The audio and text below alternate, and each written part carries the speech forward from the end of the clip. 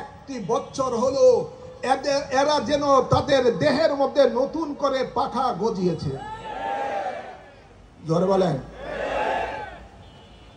ওরা এই স্পর্ধা পায় কোত্থেকে?